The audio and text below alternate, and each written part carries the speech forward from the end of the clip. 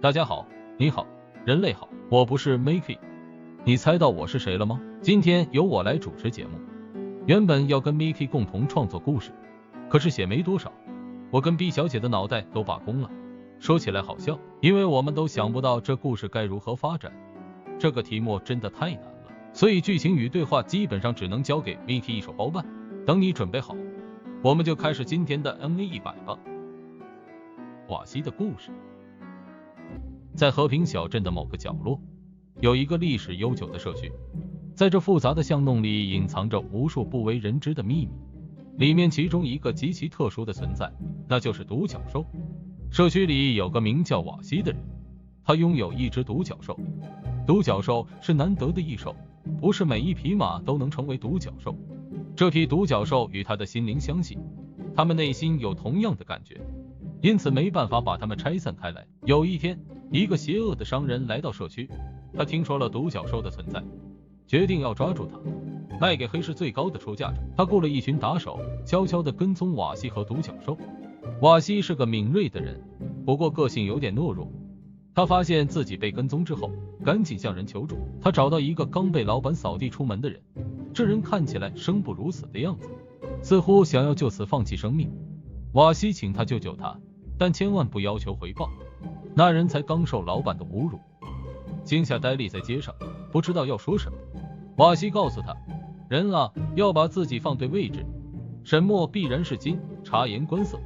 为了一个愚蠢的理由卖力工作，只会让人瞧不起。他鼓励那人要将自己的不安、沮丧、生气这些负面情绪转成正面。那人听了瓦西的话，心里有了一丝动摇。他想起自己曾经的梦想是成为一个伟大的冒险家，探索未知的世界。他看了看瓦西身边的独角兽，觉得它很神奇，也很美丽。他决定帮助瓦西抵挡商人和打手的追捕。他说，我叫做雷诺，我愿意和你一起走。你的独角兽是什么名字？什么名字？瓦西说完这句话，闭着眼睛冥想。他把内心的光芒送出去，送给需要的人。他也把光芒送给自己。就在这时候，他突然发现自己说不定是个复制人。由于人生的关键在于连续性，如果失去连续性，那就会陷入复制人的谬论之中。真正的他在哪里呢？瓦西会想到这里，完全是因为那人问了他独角兽的名字。他想不起独角兽的名字，那就表示他的思路有断层。独角兽必定有名字，除非它就叫做独角兽。就在瓦西冥想的过程中，那些打手已经包围上来了。雷诺看到打手们，立刻拔出了他的短剑，摆出了战斗的姿势。他对瓦西喊道，快点，我们要逃走，你的独角兽能不能帮忙？瓦西被雷诺的声音惊醒，他睁开了眼睛，看到了危急的局面。他对自己的独角兽说，萨拉，我们要走了，你能不能用你的魔法保护我们？萨拉点了点头，从他的脚上发出了一道耀眼的光芒，将打手们暂时打退。瓦西和雷诺趁机跳上了萨拉的背上，一起飞向了天空。萨拉真是一个迷人的好名字，雷诺说道。我只是脱口而出。瓦西说，我自我介绍了吗？我叫瓦西。你好，瓦西。身边的朋友都以为我是个马屁精，以为我看不起懦弱的人，而且还不喜欢说真话。其实我只是缺乏真正胆识过人的朋友。我觉得你胆识过人，雷诺，谢谢你。其实我会被老板开除，也是因为我胆识过人的关系。我不会告诉你我对那间店做了什么。雷诺说，现在我们必须离开这个小镇了。那些会想夺取独角兽的人都是寡廉鲜耻的人，他们一定会不择手段对付你的。我们必须站起来对抗这个可耻的世界。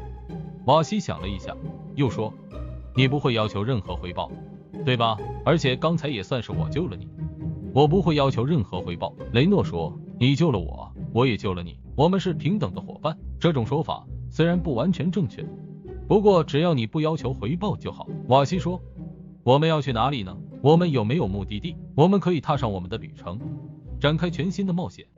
雷诺说，或者我们可以先找个安全的地方，让萨拉休息一下。我觉得后者比较好。瓦西说，萨拉，你觉得呢？萨拉发出了一声温柔的嘶鸣，表示同意。转眼，三者回到了和平小镇。因为萨拉不知道自己该往哪里飞，而瓦西完全没给方向。至于雷诺这个胆识过人，刚被老板开除的好伙伴，正好因为身心放松下来的关系，不小心睡了一个觉。我们又回来了。瓦西说，为什么我们又回来这里了呢？雷诺无法理解地看着瓦西。没关系，我有一个好办法。瓦西说，我知道镇上有一个有钱有势有权的商人，他会替人安排爱国教育还有食衣住行，我们可以向这个人求助，希望他能帮助我们，而且不求回报。这怎么可能呢？别看我这样，我可是老谋深算，我会让这个有钱人同意帮我关说，把那个可耻的商人流放边疆。在那之后，大家都会感激我，全体国民，说不定所有平民百姓的生活都将开始有转机，连白痴都可以全面脱贫，实现全民小康生活力。到时候你随便摆个地毯，一天都能赚900万光币。好吧，你说了算。网域万变的和平小镇，无边的魅力最新。瓦西和雷诺决定去找小镇那个有钱人，于是他们来到了一栋大房子前面。这就是那个有钱人的家。瓦西说，他叫做阿尔贝特，他是一个很有名的商人，也是一个很有权势的人。他对异兽很感兴趣，他收集了很多稀有的异兽。他曾经想要买下萨拉，但是我拒绝了他。你拒绝了他？你不怕他报复吗？雷诺问。不，我不怕。瓦西说，因为我知道他的弱点，他是一个好心肠的人，他不会伤害异兽，也不会伤害我们，他只是想要拥有萨拉，让他成为他的宠物。我们可以利用这一点跟他谈判。你想要怎么跟他谈判？雷诺问。我想要跟他做一个交易。瓦西说，我愿意把你借给他一段时间，让他跟你玩玩，但是条件是他要帮我们把那个可耻的商人流放边疆，还有帮助我们改善这个小镇的生活条件。跟他玩玩，天知道那有钱人是想要玩什么。你真的要把我卖了是吗？不是不是，你怎么说的这么难听呢？真相将会揭开被隐瞒的事实。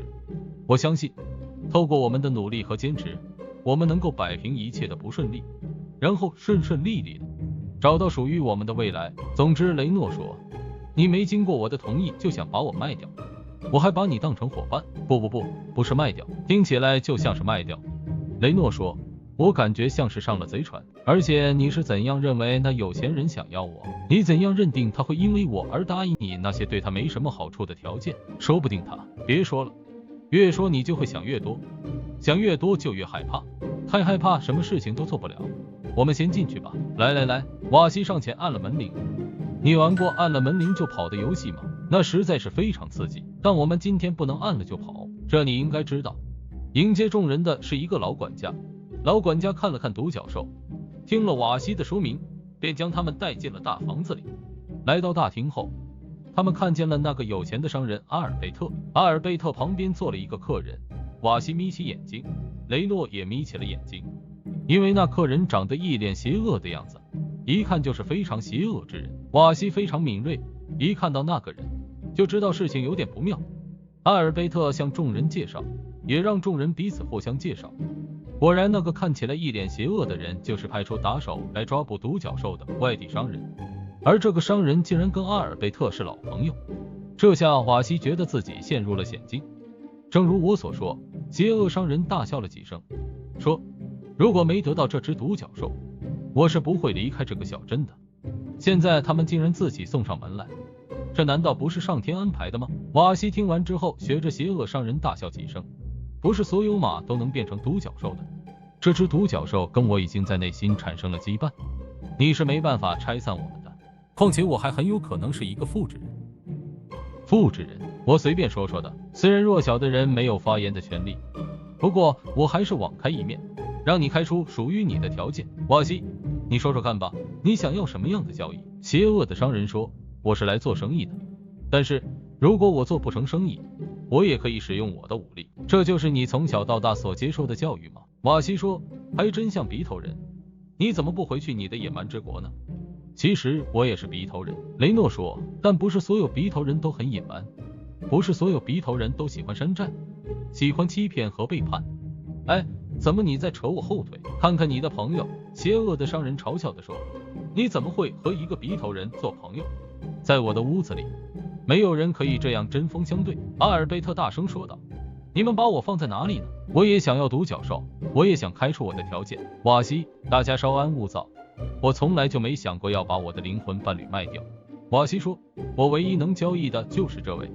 他说着使劲拍了拍雷诺的肩膀，你真的想把我卖了？雷诺说，无情。瓦西说，我这个朋友多才多艺，但是刚刚失去了他的工作。尽管如此，他没有表现出生不如死的样子，似乎想就此放弃生命。可能一开始有，但是后来没有。邪恶的商人听完瓦西的话，露出了一丝不屑的笑容。他嘲笑地说道，我可不需要一个朋友，我需要的是一个交易。瓦西闭着眼睛冥想，他把内心的光芒送出去，送给需要的人，他也把光芒送给自己。瓦西告诉自己，人啊，要把自己放对位置，沉默必然是金，察言观色。你不需要一个朋友，你需要的是一个交易。瓦西重复了邪恶商人的话，那么你愿意用什么来交换这位多才多艺的朋友呢？邪恶商人想了想，说道，我从头到尾没说过我要你这个鼻头人朋友。你真的不要？我不要。好吧，废话少说，既然谈了半天都没有结论，那我只好使用武力了。邪恶的商人一声令下，他的手下拿着武器包围了众人，这下谁都逃不掉了。没想到瓦西大笑了几声，你以为阿尔贝特没有任何准备吗？这可是在他的屋子里面，任谁都不能像你这样胡搞瞎搞。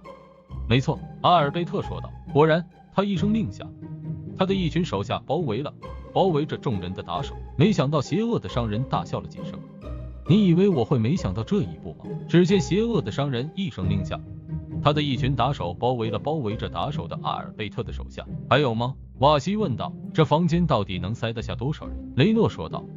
好吧，阿尔贝特说，其实我拥有一个神奇的宝箱，里面藏有无尽的财富，如果谁能除掉这个动物的恶人，我就把宝箱给他。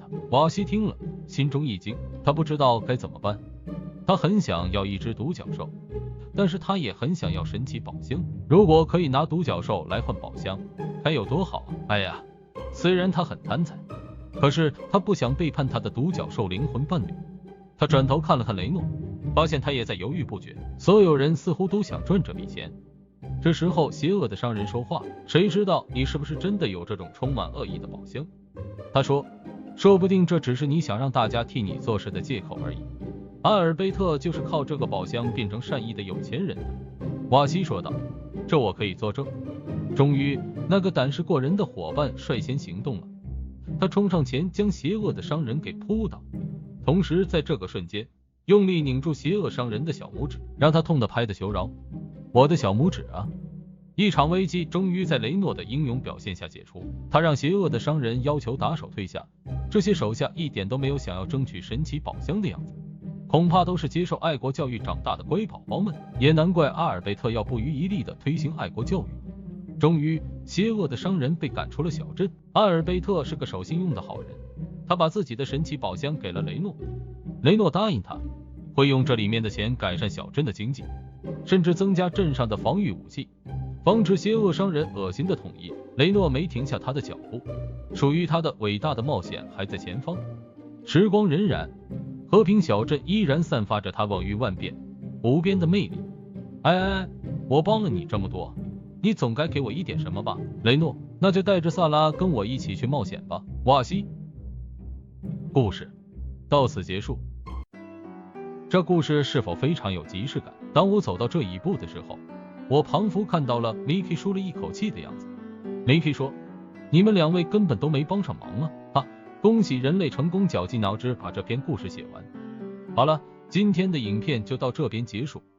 各位期待我继续主持的话，欢迎在影片底下留言，别忘了按赞、订阅、开启小铃铛，这样就不会错过我们的影片更新。我们下次见，拜拜。